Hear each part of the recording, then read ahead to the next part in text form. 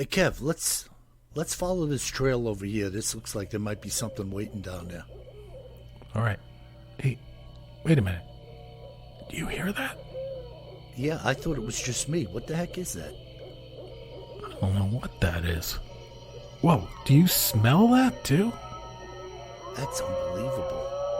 Hey, look. What the? Hey, look, those branches are moving over there. What the heck is that? Holy cow, is that what I think it is? Look at that thing. Oh my God. It's a freaking Sasquatch.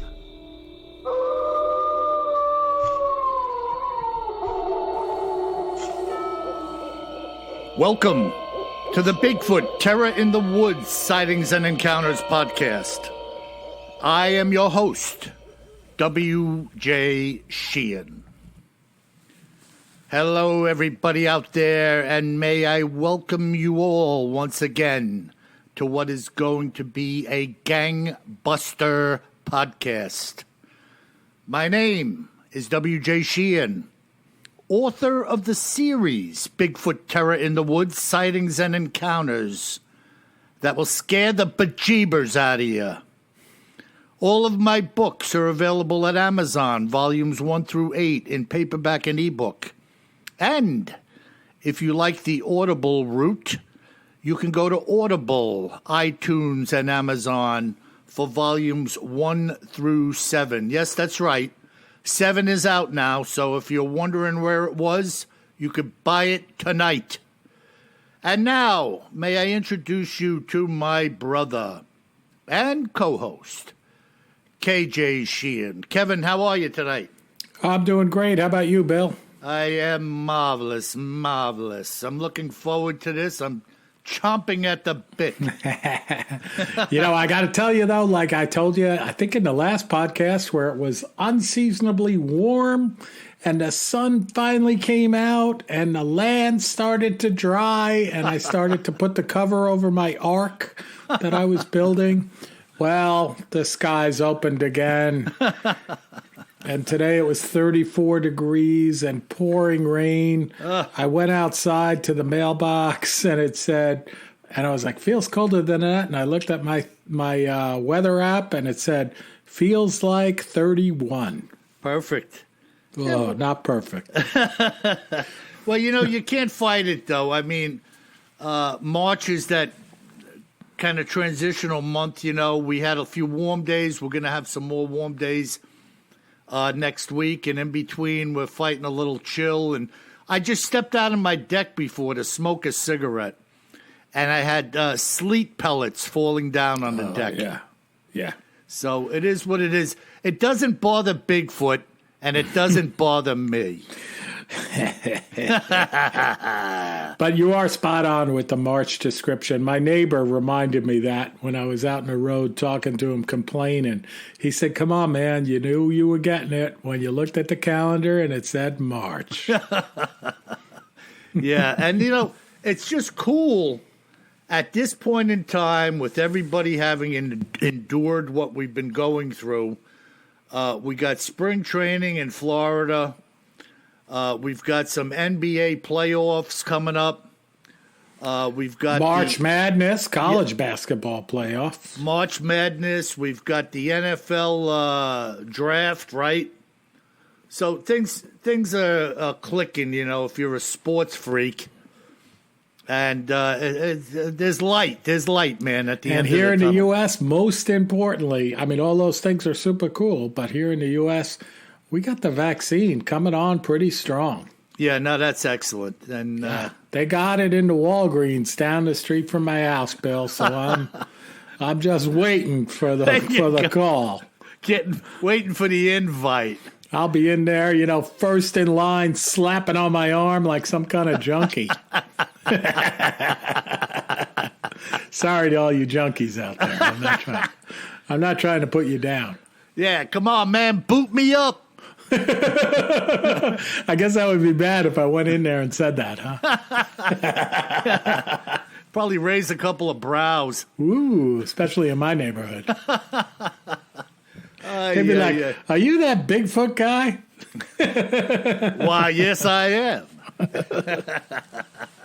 So, what do you got up your sleeve tonight, bro? Oh yeah, we're gonna go out to one of our favorite regions out in the Pacific Northwest, and we're gonna be looking at some unidentified flying objects. Wow. Okay. Yeah, and we're gonna start out back in 1947. One of the most famous, perhaps the most famous UFO sightings, Bill. Yeah, I know where you're going. I know you know this one. Well, I know the guy. I know a bit about it. You talking about Kenneth Arnold? Kenneth Arnold. I knew you knew this one. Yeah. Yeah. Oh, yeah. Yeah. You know, really, Kev, this is where it all began. Yeah, that's where the terminology came about, right? Flying saucer. That's right. Yep. Yeah. So this is back in 1947. A private pilot, Kenneth Arnold, as my brother correctly identified, he said that he reported seeing 9, quote unquote, saucer-like aircraft flying in formation. Yeah, that's incredible, man. Incredible. And they were flying between Mount Rainier and Mount Adams in Washington. And it's interesting, this guy's quite an accomplished pilot. And he reported back then that he estimated the objects were traveling about 1,200 miles per hour. Well, think about that in 1947. Yeah, it's amazing. I mean, what was the fastest plane back then? Maybe the P-51 could do 450 or something? Yeah. I mean, I don't think in 47, I don't think we had anything that got close to breaking the speed of sound, you know. Yeah. Nah. But I mean, the Germans had the Messerschmitt 262, that twin jet engine that they broke out in like 1944, 45. Right. In limited quantities, you know, and even the P-51 pilots were like, what the heck was that? You know, and what was that? That was capable of like 500 or 600, right? Yeah, I'd say 500 miles an hour. Yeah. Which at the time, if you were in the air, something going by at 500 miles an hour was and the jet engines, like the guys, you know, they didn't know anything about that, right? You know, yeah. They were thinking supercharged, maybe supercharged with water injection was like very sexy, and then this thing flies by with no propellers, you know. Yeah. Wow. And those 262s, man, you got to give it to the Germans. They had some creepy looking aircraft. Like even their camouflage was super creepy. Yeah, well, you know what? And what was that thing running on? Like kerosene and gasoline? Yeah, jet fuel, right? It's like jet fuel is basically kerosene. Yeah. High test kerosene. Yeah, unbelievable, man. Yeah. So let's get back to Arnold. Yeah. So this was on June 24th. Right. So Arnold was flying from Chehalis, Washington to Yakima, Washington on a business trip, okay? And it's interesting.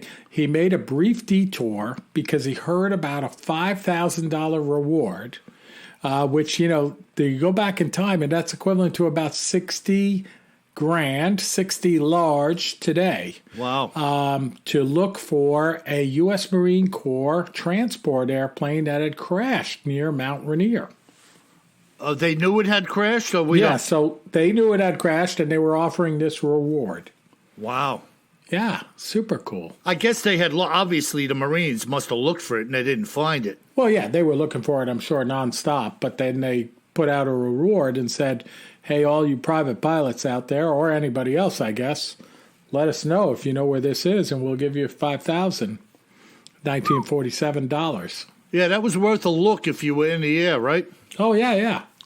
So he went around and he says that it was a completely clear day and there was a mild wind, which I guess is not much wind. I never heard wind described as mild. But yeah, it's kind of odd.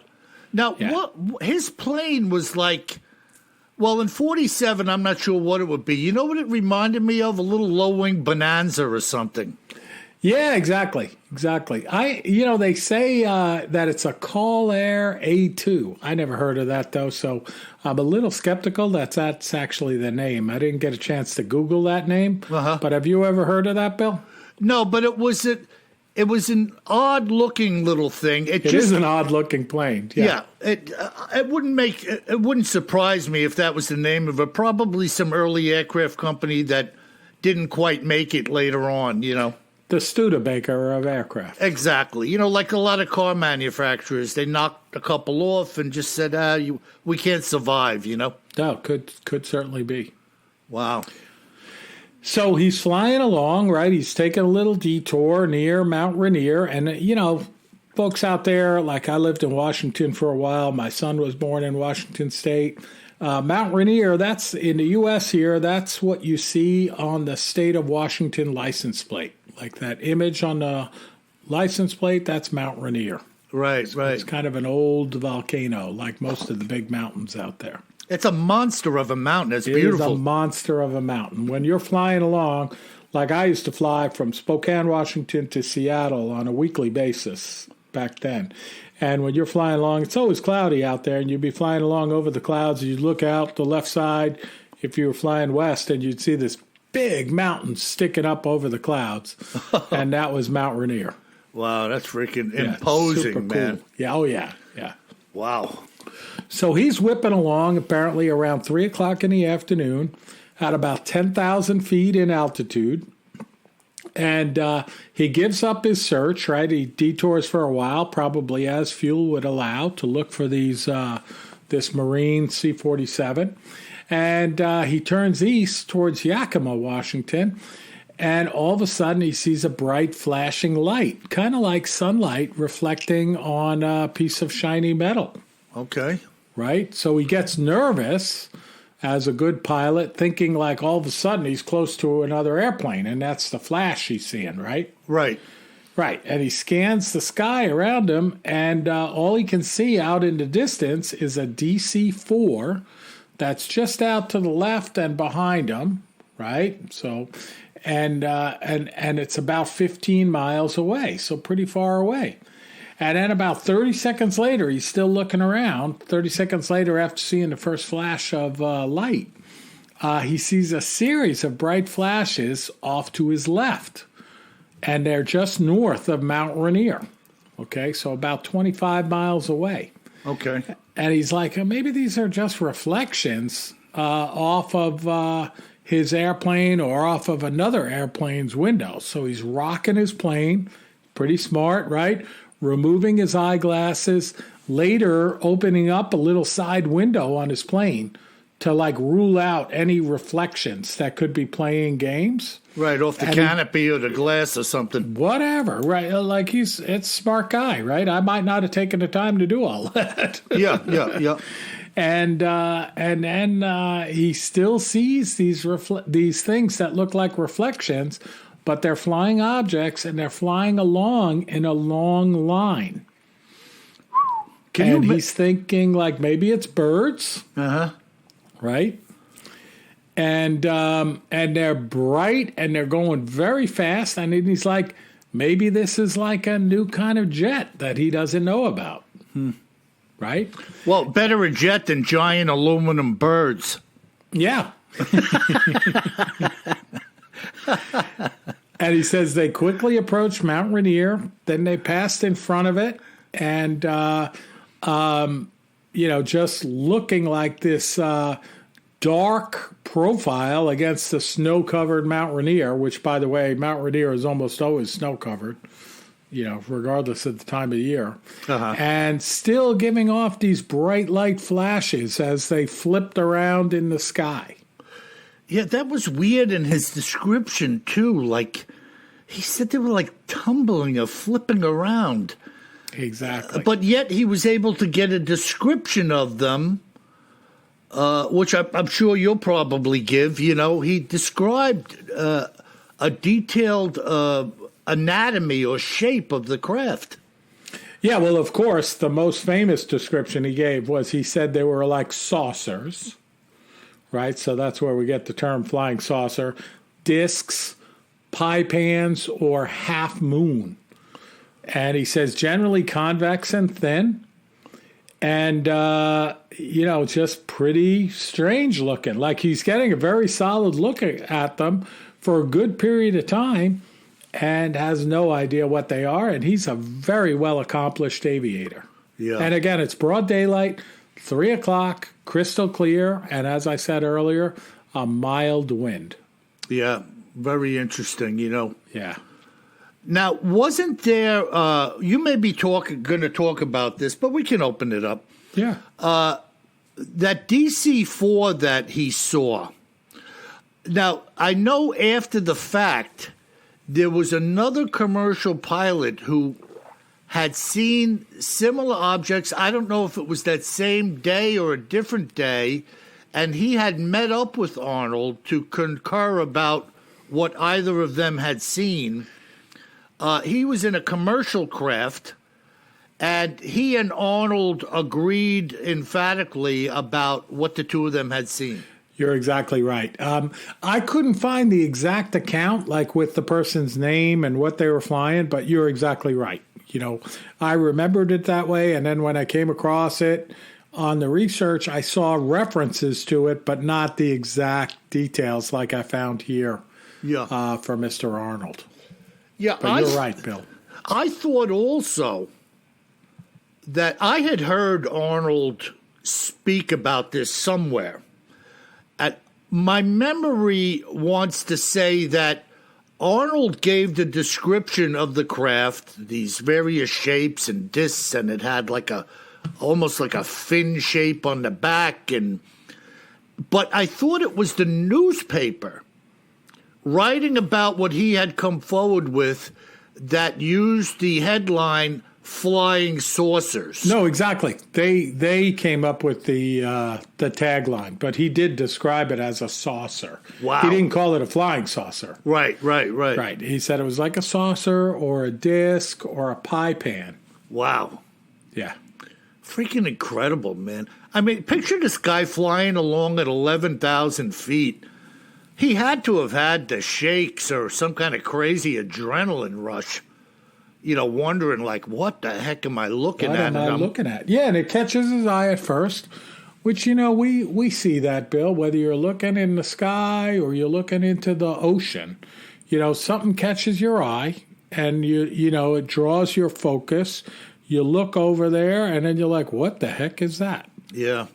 Yeah, it's... and then you rub your eyes, you know, you take off your sunglasses, you roll down your window like he's doing. Whatever it is, you make the adjustments and you're like, whoa, wait a minute, it's still there. Whoa, it's crystal clear.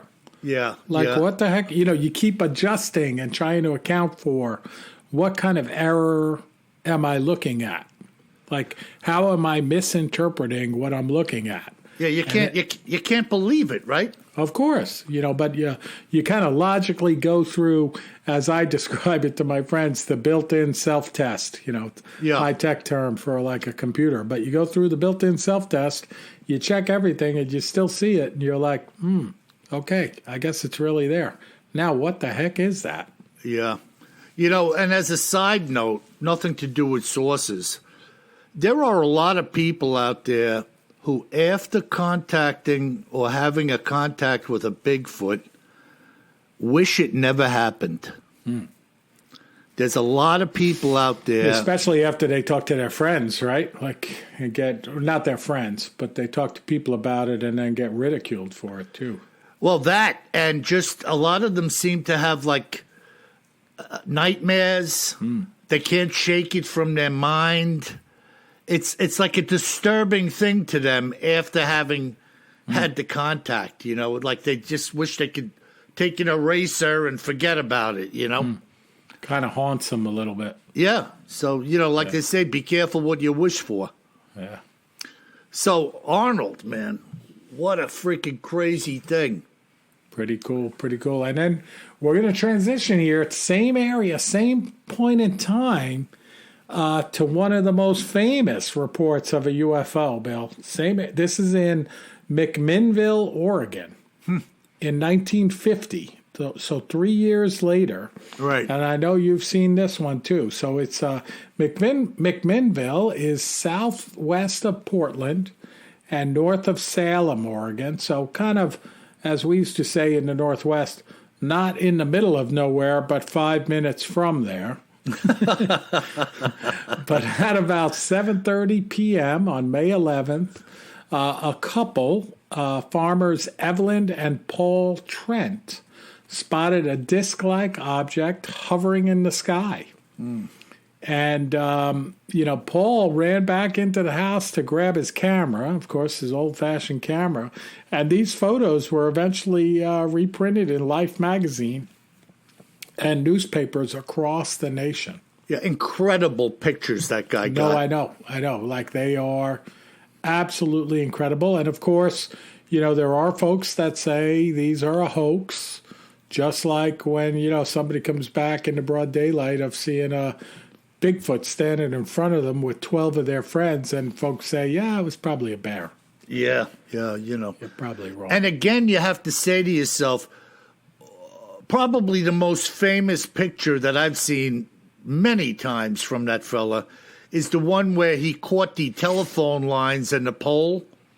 Yes. With the craft kind of like angling a little bit. It's on like a 30-degree angle to the right. Yeah. With the house and the oil tank. Yeah. Outside the house next to it. Yeah, I'll post that. I'll post these pictures on our website, BigfootTerrorInTheWoods.com. Yeah, and of course, way back then, he was probably using some old Brownie Instamatic or some. Oh, yeah. Cheapo. And they're black and white, of course. Right. But they're cool-looking pictures. Freaking phenomenal pictures. Yeah. And, of course, naysayers were trying to figure out, he stood a pole up out in the property and hung this 2 pie tins from it, strung it up on the telephone lines, I mean, to me, it's all nonsense. Why don't you just wake up that the guy took a picture of a freaking UFO? Yeah, and of course, I always go back to a lot of these historic sightings of whatever we're talking about in cryptids and the news and other oddities, just because it was so hard to get the news out there back then, and people really had very little to gain. It wasn't about the number of hits on YouTube and whether they could get the top advertising because of the number of hits that they got. Like, there was no real motivator of these two, this couple of farmers from, again, not the middle of nowhere in Oregon, but 5 minutes from there, to go out and create a hoax like this. I mean, come on. Yeah, it's just nonsense. These people were simple folk. Exactly. And I'm not saying simple like stupid. They were just, living their lives. Yeah, they're farmers. Yeah. Doing what they had to do, living off the land, Getting by. And as a side note, I had heard someone in the know, a couple of days ago that said there was more to the TikTok or Tic Tac video and what happened around that thing than we were shown. Well, so it's funny you mention that because I have that here in my notes. I was going there next, believe it or not. It's unbelievable, Kevin. So, to our audience, again, my brother and I are 600 miles apart every time we record these, and we intentionally don't tell one another what we're going to talk about. Because we think it's more interesting. But what brought me to this was I was watching an old episode of Expedition X, one of my favorite shows on Discovery, right? Mm-hmm. And they were talking about UFO sightings near Mount Adams, which is right out there near Mount Rainier. Now, Adams was one of the peaks. Arnold was between Rainier and Adams, wasn't he? He was right there, yeah. Okay. Yeah, same exact area there, right? Right. And they start to talk about on the show about the Tic Tac incident, and they were saying that the government is also saying that they didn't release all of the documents and videos associated with the Tic Tac incident. Mm-hmm. And by the way, this might not have been on the show. I may have read about it on Discovery.com, this particular incident. Okay. But it was interesting to think about what the heck was too scary for them to release to the public when you have these fighter pilots talking to one another for minutes in the Tic Tac video saying, what the heck is that? Hey, look, man, there's like a whole bunch of them. Yeah. Look what's going on in the water. Like, what exactly did they see that they couldn't release? Right. Like me personally, I wanted to see what was going on underwater. Oh, yeah. Where they say, like, it went down to the surface of the water, it was all disturbed, the surface of the water, and then the UFO disappeared. Yeah, into the water. Well, I was thinking Godzilla came up, and Yeah. Godzilla was actually flying a drone. No, he didn't go after this thing.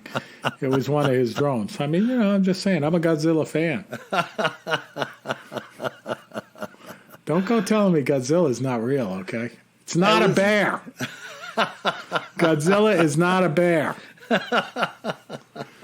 So on Expedition X, I'm going to go a little bit further.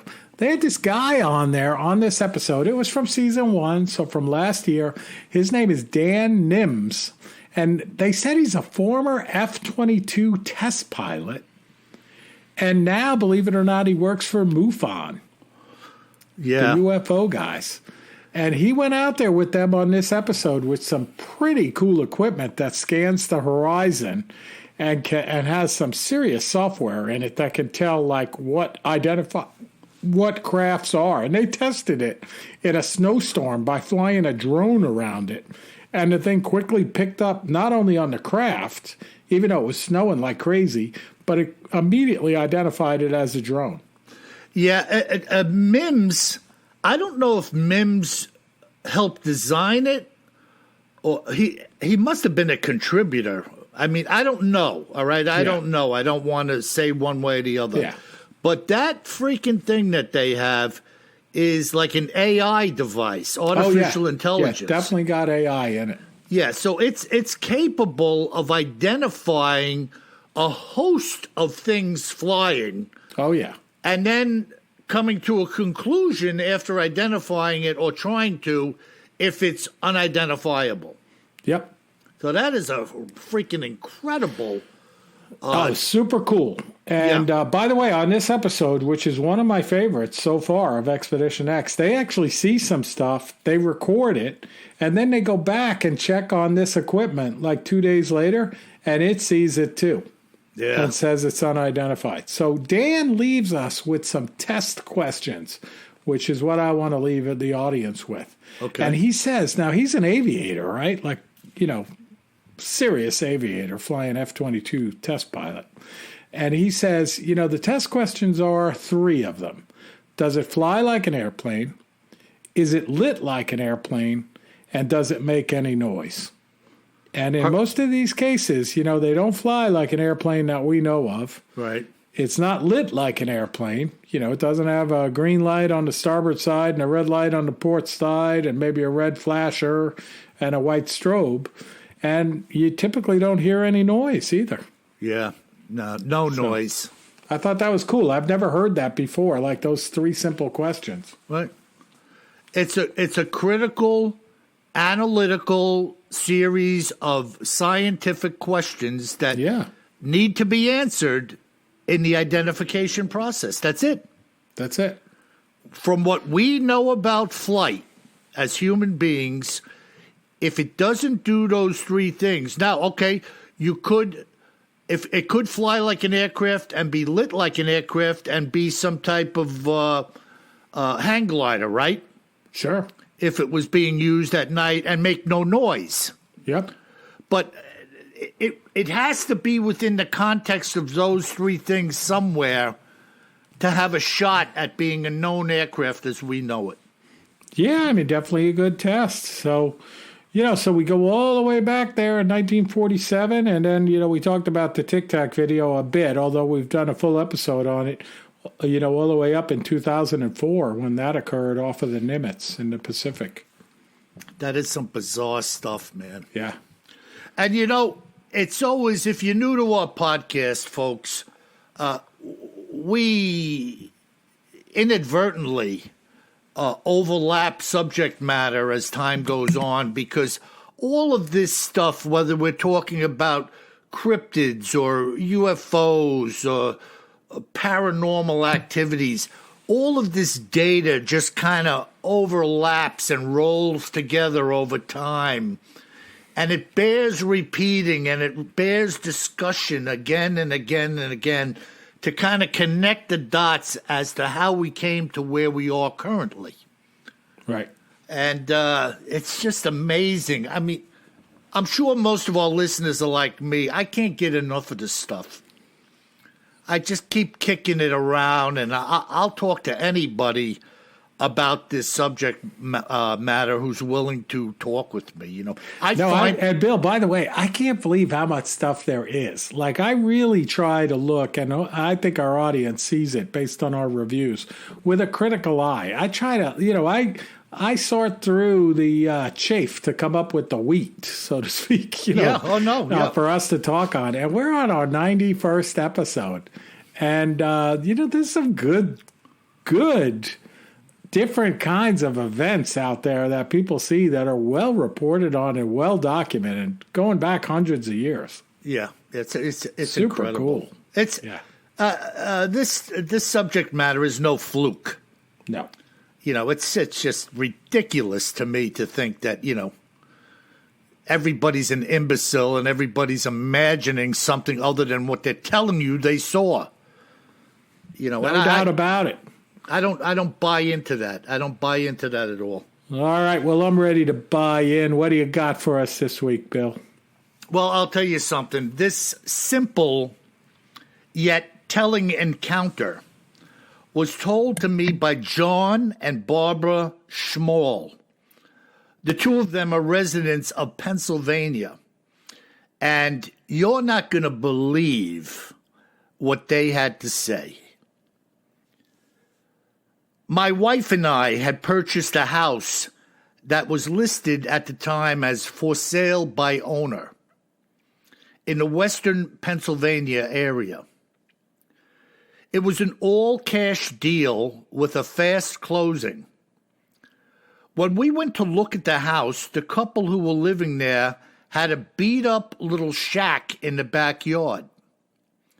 The main house was so nice that I couldn't believe they had this piece of garbage building in their backyard. It was painted barn red and looked like it had been repaired 10 times over with chewing gum and Band-Aids. So he's just describing this thing as just this ramshackle little building of sorts. It was, however, being actively used by them as a hen house. The access door on the end of the house looked like it was hanging on by a thread. It was held shut by a piece of clothesline that was nailed to the wood on one end and wrapped around a boat cleat on the other. Along the one long side of this shack, the upper half of the exterior sheathing had been removed, exposing the stud wall in the house. This was covered now in chicken wire that had been stapled in place. The bottom side of this same wall had a hole cut in it for the hens to go in and out. And along the outside edge of the pens, was a pen made of pressure-treated 4x4 lumber and chicken wire. It was the most ramshackle junk box setup I had ever seen. 2 weeks before we had closed the deal, the couple, the current owners, asked my wife and I if we wanted them to leave the chickens for us, to which we replied, "No, thank you," and we left it at that. At the closing table in the attorney's office, we had asked them during some small talk how they made out with the removal of the chickens. John, the husband, said, "Thank God we got rid of them at the last minute only yesterday afternoon." So, the following day, my wife and I were over at our new house painting the interior. My friend Lou was prepping the bathroom for a new tile job. Less than 6 days later, we had moved in. It was on the evening of April 26, 2015, 3 days after we had moved in, that all hell broke loose. I remember the exact date because we had just celebrated my wife's first birthday in the new home on the 25th. During the last stages of twilight, after the sun had already set for the day, I stepped out of the back door onto the patio, having just come home from work. All of the following things that I'm about to say to you virtually happened at the same time. As I stepped out of the back door, my eyes were immediately drawn to the rope lock on the hen house I had just described to you. It was unraveled, leaving the door open on the now empty coop. As I was looking at this open door, I had pulled the door shut hard behind me on the house quite loudly, when without warning, a Bigfoot launched outward from inside of the coop. He jumped out in what I would call a Superman leap straight through the chicken wire, which was now wrapped around him as he landed on the ground. He was gigantic and came out flying out of this coop in full force, completely horizontal to the ground, landing on all fours maybe 25 feet away from the coop. With one swift movement, it stood to its feet, flinging both of its arms into the air, throwing the wire off its body. It turned and snarled at me, and then it literally launched itself into the woods behind our home in what was maybe 3 consecutive leaps. I wouldn't call them steps because the amount of ground it had covered in these 3 movements of its legs was insane. All of this had happened so quickly that I didn't even have time to think about what was unfolding before my very own eyes. Momentarily, it felt like my heart had stopped and I wasn't breathing. And if it had wanted to get me, I would have been dead meat for sure, but it seemed like I had surprised the monster and it just wanted to get the heck out of our yard. I have never in my life been that close to anything remotely as large as this thing was. It became immediately obvious to me that it was familiar with the smell and location of this house, which did, by the way, stink like chicken crap. And I was left wondering if it hadn't been there before. When he stood up in front of me, it looked like one giant cube of animal. It reminded me of the old Hulk TV show, when Bill What's-His-Name transformed into the monster. This Bigfoot was totally ripped up in every sense of the word, being just muscle upon muscle. He had the most evil-looking face that you could ever imagine. And when it growled at me, his upper lip somewhat receded as he showed me his teeth.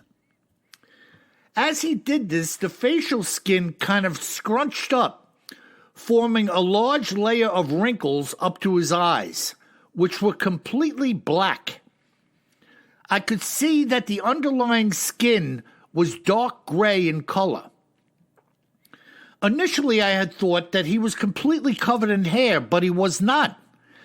He did have somewhat of what I will call a beard, and there was actually quite a bit of hair on his face, with the exception of the area on both sides of his nose.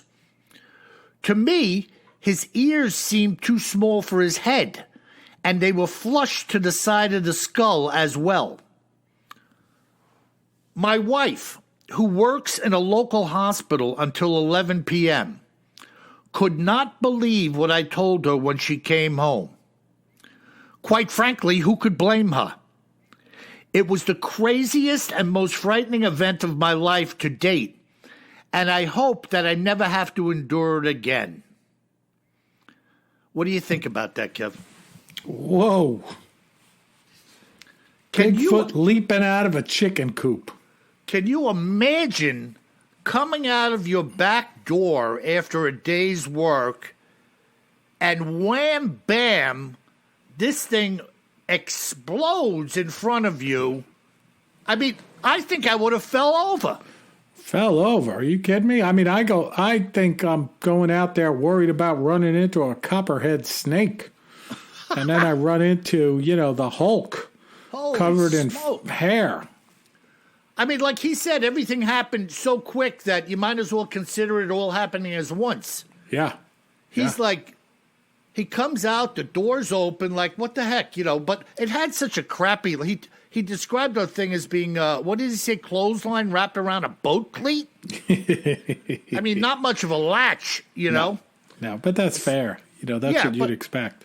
I mean, anything could have opened it, right? I mean, right. So his first thing is the door's open. He closes the door behind him. He was probably going to go over and look at it. Sure. But before he could say boo, this thing explodes through the chicken wire like in a Superman leap. Yeah, and parallel to the ground, right? Freaking incredible, man. Holy cow. And we do have to go to one point here. He says, Bill, what's his name that played the Hulk? Bill Bixby. Oh, there you go. So there you go. And what was his other famous role, Bill, for trivia? Well, he was in what's that show with the little boy? He played the father to that little boy. Courtship of Eddie's Father. Yeah, you got Courtship it. of Eddie's Father. Yeah. I mean, that's like the non-animated version of Davy and Goliath. Yeah, but talk about the antithesis and roles. Oh, there's no comparison. Yeah. But I think of Courtship of Eddie's Father, and I think of Davy Goliath, one of my favorite shows, and it's like, Davy, the Lord knows that Bigfoot's in the chicken coop. That was good stuff, That was great stuff. Yeah, great stuff. I'm making myself cough thinking about Davy and Goliath. Davy. Well, we're both all dried up here in this winter heat. Dry air, and that's just the way it is, Yeah, it's all good. That is awesome. So where was that account, Bill? Pennsylvania. There you Western PA. Western PA. So, and that area, actually, many areas of Pennsylvania, but Western PA. It's a hotbed. There's a lot of Bigfooters looking around out there in the woods and reporting sightings over there. No doubt about it. And this one was in 2015, so we're talking 6 years ago, 5-6 years ago. Yeah, not that long ago. Just incredible.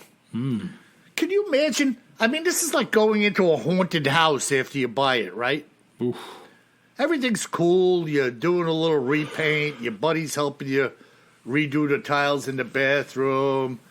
You're changing the faucet. Finally, you get your stuff moved in. You're kind of getting comfortable, maybe having a barbecue.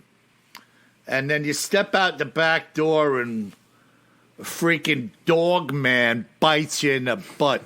You'd think like that would be one of those points in the disclosure notice, was anything like a Bigfoot eating a few of your chickens every night? Like, you should have to disclose that when you sell your house, so that when you clear out the chicken coop before you move in, that there's a good chance there's going to be an unhappy Bigfoot in the chicken coop. Yeah, well, sometime down the road, we're going to get into another hen house issue with Bigfoot. I don't know when, but, what goes around comes around when it comes to Bigfoot, because they are definitely opportunists. They're definitely creatures of habit, as are many animals, like a fox, right? The territorial, too. Territorial beasts. Right, the old story of the fox in the hen house, right? Oh, yeah. People know it. They're almost... And that's real. That's real, too, man. Like, my friends with the game cameras around here that have chickens, they're always catching the fox going into their chicken coop. Yeah, and they're cunning. Oh, he's sneaky. Yeah, like they put these pretty sophisticated latches on him, and the fox figure out how to open them.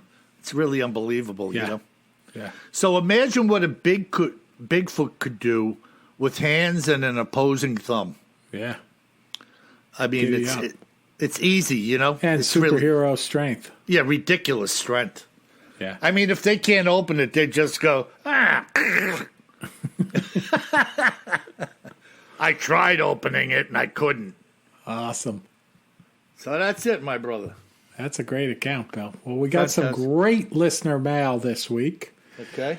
And this first one goes back in time, which I love because we were talking about how many episodes we've done and how they vary in topic. And this one goes back to one of the older episodes. It's from Michael from California. Okay. And the subject is Dark Watchers. Oh. Remember the Dark Watchers? Yeah, those are those things up on the hills in Southern California and whatnot. Yeah, in a specific place, easy for me to say, in Southern California for hundreds of years, going back to the Spaniards first settling the area. They would report of these shadowy, tall creatures with big hats in the hillside close by, usually right around dusk. Unbelievable. Yeah. And that was part of the description. I remember now as you're saying it with the big hats on. Big hats, yeah. Jeez. Tall and with these big hats. And so Michael writes in and he says, "Hey, WJ and KJ, love the show. This is Michael out here in California. One of your many dedicated listeners. I remember the show you did on the Dark Watchers, and it was great. I ran across this article the other day, and I wanted to send it your way." And he says, "I like the supernatural explanation better. Keep up the great work and terrific modern and historic accounts." Awesome, so Mike. I read this article from livescience.com, and I expected to see, no offense, livescience.com, but I expected to see like a good, solid, logical explanation. Because, you know, Bill, I'm like the scientist skeptic here. And I was like, man, like I'm going with the supernatural. This isn't really a good explanation. This is like saying somebody really mistook a Bigfoot for a bear when it walked up in front of them 4 feet away in the broad daylight. Like, yeah, not happening. Yeah, not happening. Wow, that's incredible. Not happening. Yeah. All right, so thank you, Michael. We're going to go from California across the Pacific back to Fred in Okinawa, Japan. Huh. Yeah, and Fred wrote in a couple of weeks ago and we read his article. And this one he wrote in about the UFO accounts that I talked about in the UK a few episodes ago. And I'm reading this because this is how it makes our podcast better. You know, Bill and I do the best we can, but Lord knows that's not good enough sometimes. Hey, speak for yourself. I'm the best. But Fred writes in and he says, "Hello from Okinawa, Japan. I love your podcasts. On the last one, you described the SAS, the British SAS, as like the Secret Service or NSA in the United States. And right when I was reading that, I was like, did I really say that? And yes, I did. But that's wrong." And he points out they're actually one of Britain's special forces. And he writes, not me, okay, arguably better than the Navy SEALs or the Russian Spetsnaz. I mean, they may be better than the Russian Spetsnaz, but not better than the Navy SEAls. Yeah, go SEALs. That's my words. That's my words. Hoorah! And then he says, they are a secretive group due to the types of missions they do. The joke they played on the Air Force sounds like something they would get a kick out of. Keep the awesome podcast coming. Fred in Okinawa. So Fred's, in his own mind anyway, buying into, he thinks this was a spoof. Well, I mean, that was one of the theories. And it certainly could be, you know, the SAS playing some tricks on the U.S. because the U.S. was occupying their base. And, you know, they did some stuff, I forget what it was, to tick off the British. So you never know. It could happen. I mean, it's a better explanation than a bear, Bill. Yeah. You know, it's just really cool to have people chime in because it shows they're listening. And not just listening, they're listening intently. Like when I read his note, I was like, did I really say that? I'm like, I guess I did. But yeah, that's not correct. I didn't mean it to come out that way. My mistake for sure. Thank you. All right, and now we're going to Florida. All right. All right, to Rick. And Rick writes in with the subject, proof of Sasquatch. Wow. And Rick, is this Ranger Rick from Flipper? I was going to say, Rick, you had me at Sasquatch. He writes, hello, gentlemen. And I use that term loosely with regards to WJ. Hey! I was on one of my Facebook Bigfoot pages today, and someone had posted a photo of a bone pile and asked if anyone knew what might have created it. One member offhandedly posted, Google Mount St. Helens bone pile teeth. So I did. Holy cow.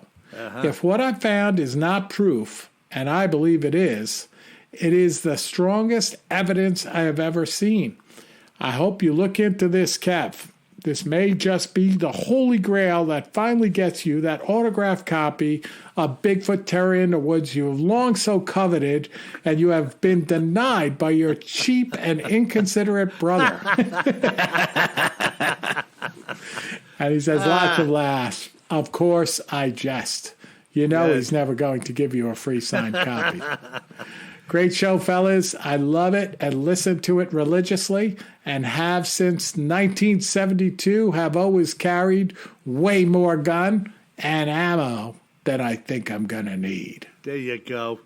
And by the way, I know who left the bone pile by Mount St. Helens. Yeah?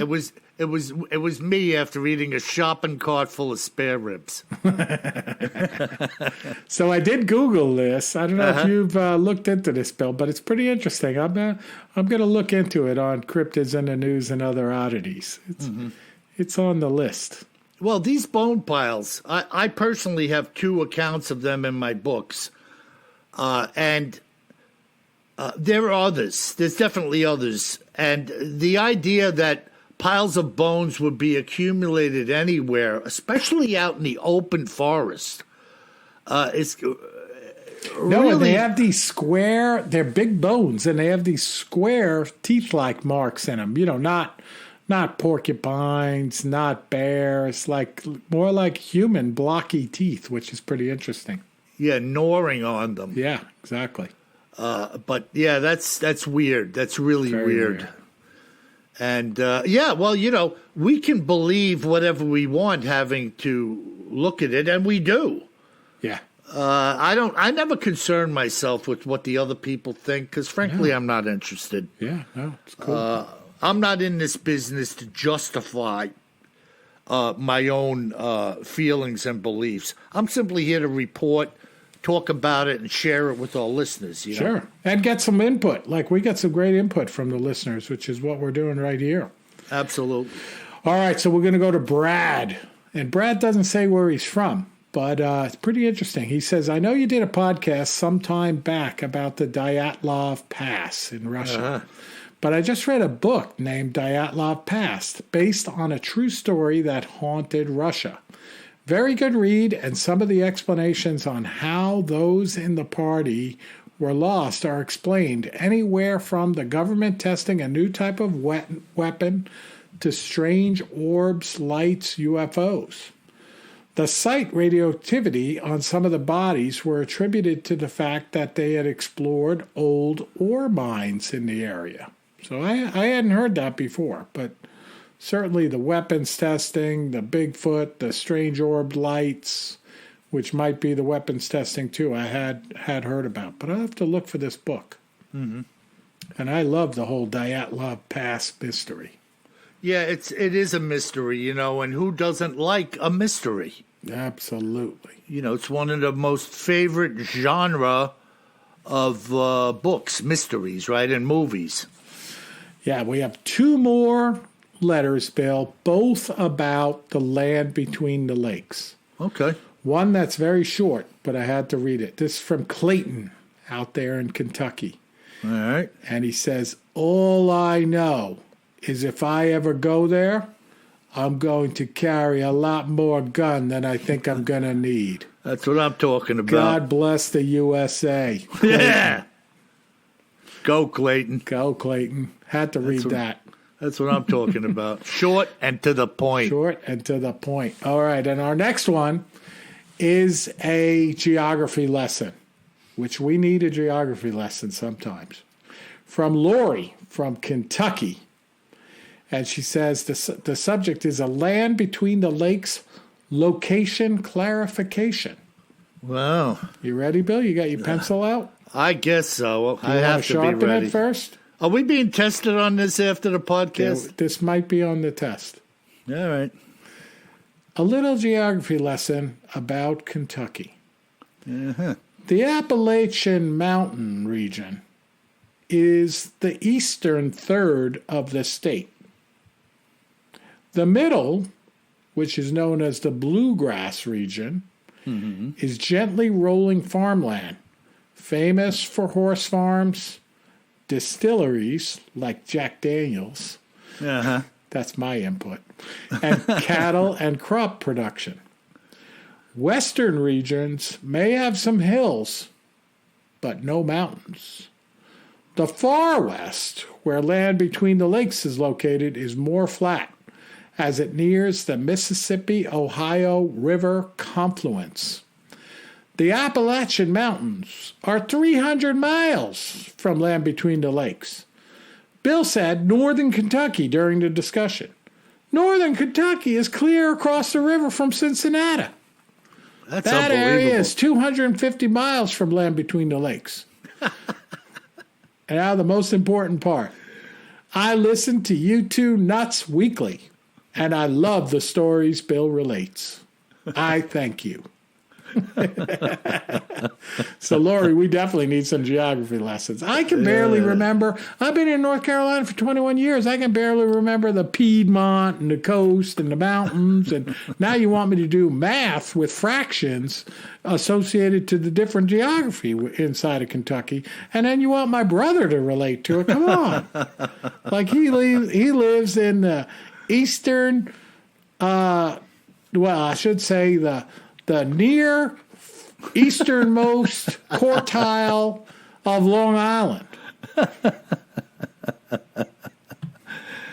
You know, I'm picturing Lori like as a teacher giving all of her students a freaking F.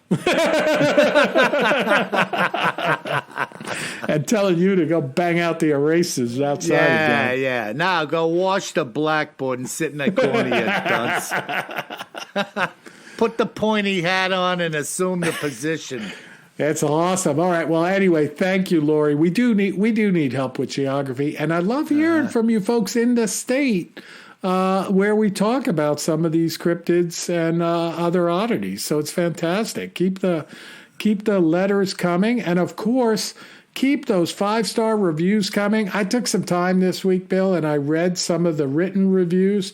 Oh, my goodness. We have fantastic listeners.